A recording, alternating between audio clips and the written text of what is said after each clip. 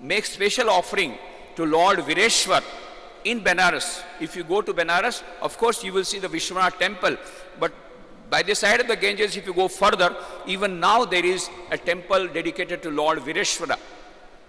So a special offering was done to Lord Vireshwara, and one day Bhuvaneshwari Devi had a dream in which Shiva told her that he will incarnate as her son. And after a few days, she got this son. That is why he was given the name Bireshwar. From Bireshwar it became Bileshwar. From Bileshwar it became Bile. And so the childhood name of Swami Vivekananda was Bile. And Bile was very, very smart and also uncontrollable. 2 maid servants full time were required to control him. He was so overactive, so extra active, but he had a lot of energy. But he used to play a lot of games. When he grew into a youth, Narendra, he used to play a lot of games, wrestling, boating, swimming. He used to go to gymnastics, and he had muscles of iron and nerves of steel, which he said he himself had as a young boy, Naren. When he was admitted in the school, his name became Narendranath Datta. So, but his favorite game was meditation. Once a small child, Bile, when he was meditating with the other children, a cobra came, all the children fled away, but he was so much absorbed in meditation, he could not notice a cobra coming. That gives the indication that how much meditative he was. This meditation was also one of the great secrets behind his success, behind his power of concentration of mind. So, Naren became a very promising young man. He had all-round development of the personality, physical development of personality, mental development of the personality, intellectual development of the personality, and he used to read, apart from his own textbooks. Textbook he will never read. Only 2 days before geometry examination, he just read geometry paper, he read geometry book, and he passed the examination. But whole year he would read a lot of books on music. He wrote a book on music when he was a student, and Sangeet Kalpataru in Bengali. And he had a lot of interest in music, in sports, in games, in wrestling, in boating, swimming, so many things. And he also had great interest in reading so many books, particularly in philosophy. So he read the books of Kant, Hegel, John Stuart Mill, Spencer. Even he had a correspondence with Spencer at the time when he was a student. After reading all the philosophies of and the books of these Western philosophers, he became an agnostic. And he said, I don't believe in God. What is the documentary evidence? I am the son of a lawyer. I want documentary evidence. And whenever any saint would come to Calcutta, he would just ask this question. Okay, you have told many things about God. Now you answer one question. Have you seen God? Nobody could give satisfactory reply. And he became very much disappointed. But he wanted to know the truth. He wanted to know God. He wanted to realize God. But nobody could give a satisfactory answer. He was a member of Brahma Samaj, a reformatory movement. And the founder of Brahma Samaj was Maharshi Devendranath Tagore, who was the father of poet Rabindranath Tagore. He used to stay in a boat, in a cabin. He used to meditate a lot of times, a lot of time on God. So he heard about it. So one day he went to the boat and he entered the cabin of Maharshi Devendranath Tagore. And when his meditation was over, he asked this question, Sir, I want to ask one question. Maharshi Devendranath said, okay, please ask me. Then Narendranath Dutt asked, Sir, you are meditating too much on God, I heard. Have you seen God? For some time, Devendranath looked at Narendranath's eyes and they said, my dear boy, your eyes are beautiful, those of a yogi. Narendranath became very much disappointed. I am asking, have you seen God? He is telling your eyes are beautiful. I don't want appreciation of my eyes. I want my reply. He couldn't get. He was dissatisfied. One day he had gone to his college. The name of his college was Scottish Church College, General Assembly College. Later on became the Scottish Church College. Even now the Scottish Church College is there. If you go to Calcutta, you go to the place where Swami Vivekananda was born, that ancestral house. Now it has been converted into a beautiful memorial. Just opposite that memorial, our Swami Vivekananda ancestral house, you will get Scottish Church College. Even still it is there. So Swami Vivekananda was studying in Scottish Church College. One day, the professor who used to teach English literature was absent. Nowadays, when a professor is absent, what happens? Oh, students have got a nice leave. Oh, today professor has not come. Let us enjoy holiday. But during those times, it was not there.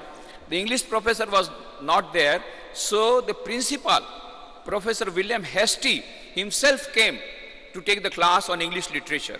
And he was teaching them the poem, The Excursion by Wordsworth. And in that poem, the poet describes, after seeing the beauty of the nature and the natural scenery, he goes into a trance, into a superconscious state. And the students ask, sir, is it possible that someone can go to a trance, can go to a superconscious mind, go to a superconscious state? Then Professor William Hastie said, yes, it is possible. I know one person who frequently enters into that state. If you want, you also can see that person who enters into that state of samadhi, the superconscious state, because that person lives in Calcutta only. There is the temple of Dakshineshwar. In that Dakshineshwar temple, that person lives. The name of that person is Sri Ramakrishna Paramhansa. And then Narendra said, okay, let me also test this saint also. So he went to Dakshineshwar and he entered the room of Sri Ramakrishna Paramhans. He saw Sri Ramakrishna was sitting on his small cot. He was talking to the devotees. Devotees were sitting on the floor. He also sat down in the one corner of the room and just started listening. And Sri Ramakrishna was talking about God. After some time, Narendra said, now enough of your talks about God. Now reply my question. Have you seen God? And for the first time, he got a satisfactory reply. Sri Ramakrishna said, yes, my dear boy, I have seen God. But he said, I am seeing him more intensely and directly than I am seeing you. And not only that, he said, if you want, you also can see him. But you have to undergo spiritual practices. This is nothing but science of religion. Science says H2 plus O2 is equal to H2O. Huh? Hydrogen is a gas, oxygen is a gas. How can it get water? Well, it's not a question of believing or not believing. Come to the laboratory, have a hydrolytic process, and if you don't get hydrogen, oxygen out of water, then you say hydrogen, oxygen, the two gases cannot give water. Similarly, Sri Ramakrishna replies, yes, I have seen God. You also can see him, but you have to come to the laboratory of spiritual practices. And Narendranath accepted the challenge. He also underwent spiritual practices, and for the first time, he had a wonderful experience of Nirvikalpa Samadhi, direct realization of God, when he was in Kashipur. Kashipur garden, he was there at that time, because in the meanwhile, after a few years, it is in 1882 that Sri Ramakrishna met Swami Vivekananda, or Narendranath met Sri Ramakrishna. After 3 years, Sri Ramakrishna got cancer in the throat, and he was shifted to Kashipur garden house. At that time, and Narendranath got that Nirvikal Samadhi experience at Kashipur garden house. On 16th August 1886, Sri Ramakrishna entered into Mahasamadhi. After a few days, Kashipur garden house was taken on rent, had to be given back. So they found out another house. Swami Vivekananda, Narendranath Dutt, along with his brother disciples, they took sannyasa, took monastic vows, because Sri Ramakrishna had said, you have to work for the world, and you have to take up the life of a monastic life, and the whole world is your family, not only your family is your family. These teachings were ingrained in the mind of Narendranath. So he took up sannyas along with his brother disciples, and they rented a house. It was haunted house. That was at Baranagar Mutt, a very dilapidated house. It was a haunted house, and they were said they were a ghost. Narendranath Swami Vivekananda said, what? We are also ghosts, we don't mind residing in that house of ghost, because we are also ghost of Shiva. So they started, because only 11 rupees monthly rent. For Baranagar there was some time, and that mutt was shifted to Alam Bazar, then it was shifted to Nilambar Babu. Ultimately, that mutt was shifted to Belur Mutt, which is now there.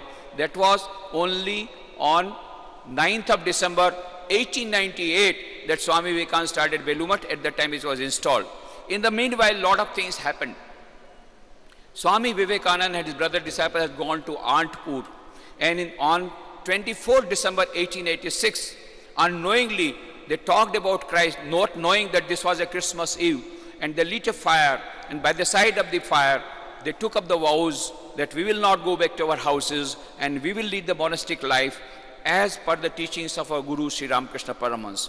That was sort of a brotherhood was formed, and you can say Ramakrishna Sangha was formed from that time. Ramakrishna order came into that light from 1886 itself, though formal Ramakrishna mission was started in a formal manner by Swami Vivekananda on 31st May 1897 after returning from the Western countries. But when he was there, 1886, 24th December, they took up the vows. At that time it was in Baranagar Mutt, and then they started going all over the country. So Swami Vivekananda took up the vow that he will go without any money. He will go wander. If somebody gives money, so somebody gives the ticket, it's okay, but he will not touch money. And he started for going to pilgrimage for all over the country, took the blessings of Holy Mother Sharda Devi in July 1890, and then first went to Benares, then to Himalayas, and then UP, then went to Almora, and from there he came to Mount Abu. At Mount Abu, before Mount Abu, he came to Alwar in Rajasthan. In Alwar, a very significant incident took place. Alwar Maharaja Mangal Singh Ji welcomed him in the court and said, Swamiji, I don't believe in image worship. Will anything wrong will happen to me? Swamiji said, well, it is your faith. If you want to believe in formless God, you believe in formless God. If you believe in God with form, that is okay. But you are not believing in God with form? No, I don't have any belief. Oh, that is all superstition. Then Swami Vivekananda told Diwanji, the Prime Minister, Diwanji, whose photograph it is? Oh, that is the photograph of Maharaja Mangal Singh Ji, Maharaja of Alwar, Mangal Singh Ji. Bring down that photograph. That photograph was brought, and Swami Vivekananda had the courage to say, the Prime Minister, now spit on it.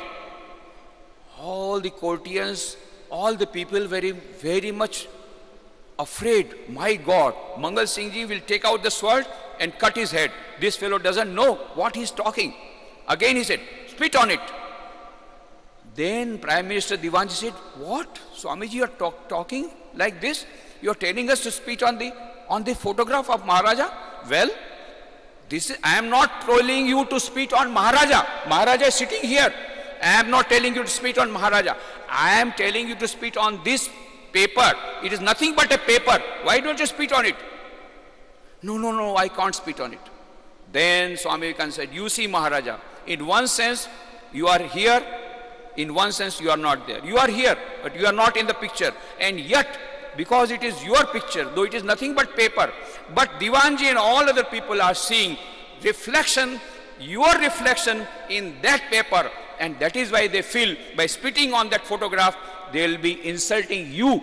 Similarly, when the devotees, they worship God in the stone, they don't say, oh stone, we worship you. They say, oh God, please give us devotion. They are not worshipping the stones and wood, but they are worshipping God in wood and in timber. Then Mangal Singh Ji said, Swamiji, you opened my eyes. I will never now laugh on the people who worship God with form. This way Swamiji was going all over the country, meeting the Maharajas, meeting the kings, meeting the sweepers, living with sweepers, living with kings, living with all, and having a first-hand knowledge about the Indian spiritual culture, about the Indian condition of the time, everywhere he was going. And then Mount Abu, he came in the month of May. He met Maharaja Khetri Ajit Singh Ji, who became his follower, who became his disciple, took Mantra Diksha from him, and then he went to Khetri. He stayed there for Khetri for a few months, and then at Khetri also, so many things happened. I don't have the time to go about it, but one incident, again about concentration. One day Swamiji was sleeping, just reclining, and was reading books. It was afternoon, and the King Ajit Singh Ji was a disciple, so he was at his feet. And he saw Swamiji taking one book, putting another book, again taking after 5 minutes another book, turning the pages, again putting another book. It happened like this for half an hour. Then Ajit Singh Ji asked Swamiji, when will you start reading the books? Then Swamiji said, yo, on your eyes, I have read so many books, you see. I have already finished so many books. What I am seeing with my own eyes, you are only turning the pages and you are saying you have read all the books. Then Swamiji said, okay, you don't believe, you ask questions. And Maharaja Ajit Singh asked many questions. Swamiji replied all the questions. Then Maharaja said, Swamiji, this is miracle. Swamiji said, this is not miracle. That is the power of concentration of mind. So Swamiji could see, he said, so Maharaja, you are reading sentence by sentence.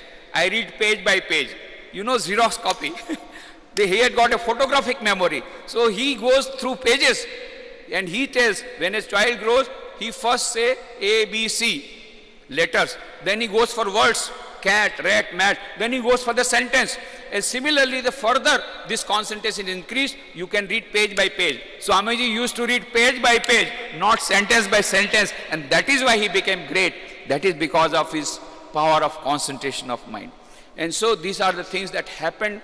And Swamiji was asked was this question by Ajit Singh Ji, Swamiji, what is life? Swamiji immediately replied, my dear prince, life is nothing but the struggle of a being under the circumstances trying to press it down. So life, there will be problem. You know, in the first session, Swami Atmapriyanji was asking, don't become depressed. Problems will come. Life means problem. But if you face it boldly, you become better and better and greater and greater. And if you do not face boldly, then you go down, go down, go down. So face the problem boldly. An incident like that happened when Swamiji was in Benares. He had the darshan of Durga Mata temple, and when he was coming out of the temple, suddenly a few monkeys started chasing Swamiji. Now what to do? So Swamiji was all alone, so he started running, and the monkeys started running after him. Big monkeys with black faces. Now one side there was a tank, another side was a big wall. What to do? So Swamiji was running. After some time he became exhausted. Now what to do? Suddenly he listened to one voice. An elderly monk shouted at him, hey, daro mat, bandar ka samna karo. Don't be afraid. Face the brutes, face the monkeys. As soon as Swamiji heard it, he stopped. He looked back and he had a stick. He did like this and all the monkeys fled away. And then Swamiji afterwards gave his lecture in New York. He said, that day I learnt one of the greatest lessons of my life. What is that? Face the brutes, face the animals, face the monkeys, face the difficulties. If you face the difficulties, then difficulties will run away. But if you become afraid, difficulties will overpower you. That is the message Swami Vivekananda received at Benares. Likewise, he was having many experiences. Then he came to Gujarat. Gujarat he stayed for the maximum time. In September 1891 he entered and he became friendly with many Maharajas. First he went to Ahmedabad. From Ahmedabad he went to Limdi. Limdi his life was saved. I don't have the time to tell you the incident. Very different type of incident that had happened, because of which his life was in danger.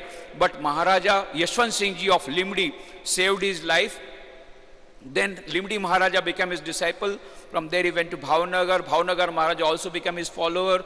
From there he went to Junagadh. Junagadh Diwan Haridas Vihar Desai became so much friendly to him that Swami Vivekananda later on wrote 13 very, very important letters to him from America and from other parts of the country.